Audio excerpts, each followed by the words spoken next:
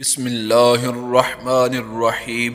السلام علیکم ورحمۃ اللہ وبرکاتہ۔ آپ دیکھ رہے ہیں دین اسلام۔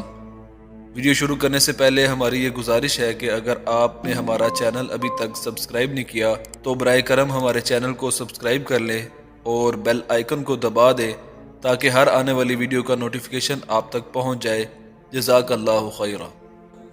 حضرت ذوالنون مصری رحمۃ اللہ تعالی علیہ ایک روز نیل کے ساحل کی طرف تشریف لے گئے۔ اس وقت آپ کسی گہری سوچ میں مگن تھے۔ اچانک آپ نے ایک بہت بڑے بچھو کو تیزی کے ساتھ ساحل کی طرف جاتے دیکھا۔ آپ اس کی طرف متوجہ ہو گئے اور اس کے پیچھے پیچھے پانی کے کنارے جا پہنچے۔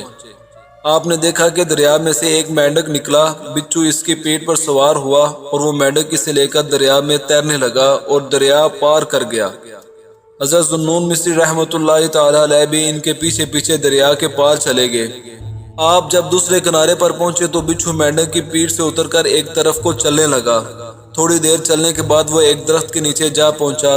آپ نے دیکھا کہ وہاں ایک نوجوان زمین پر مدہوش پڑا ہوا تھا اور اس کے سینے پر ایک اژدہا اسے ڈسنے کے لیے اپنا پھن پھیلائے جھوم رہا تھا۔ وہی بچھو تیزی کے ساتھ آیا اور اس اژدہے کو ڈنگ مار دیا اور واپس چلا گیا۔ اس کے ڈنگ سے وہ اژدہا وہیں مر گیا۔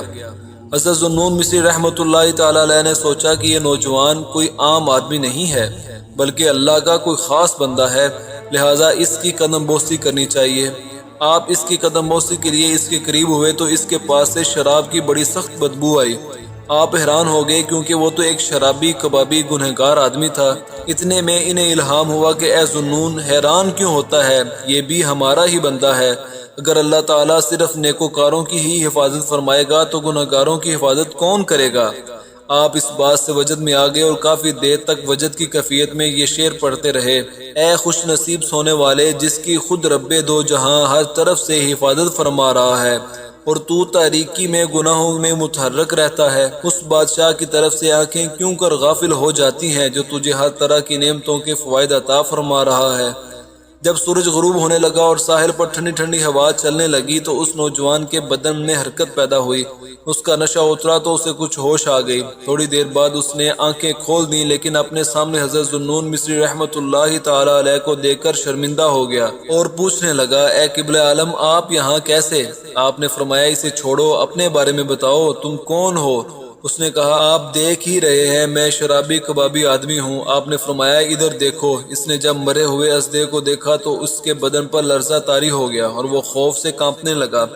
آپ نے اسے ابتدا سے لے کر انتہا تک سارا واقعہ سنایا تو وہ رو پڑا اور اپنے منہ پر مٹی ملنے لگا۔ کہنے لگا، اگر وہ ذات اپنے گناہگاروں کے ساتھ ایسا سلوک کرتی ہے تو نیکوکاروں کو کتنا نوازتی ہوگی۔ یہ کہہ کر جنگل کی طرف چلا گیا اور سخت مجاہدوں میں مصروف ہو گیا۔ آخرکار ایک وقت ایسا آیا کہ اس کا شمار اللہ کے مقبول بندوں میں ہونے لگا۔ اللہ تعالیٰ نے اس پر اتنا کرم فرمایا کہ اگر وہ دور سے بھی کسی بیمار کو دم کرتا تو اللہ تعالیٰ اسے شفا عطا فرما دیتا۔ اللہ کا فرمان بالکل سچا ہے، اگر تم لوٹ کر آؤ گے تو ہم بھی لوٹ کے آئیں گے۔ سبحان اللہ۔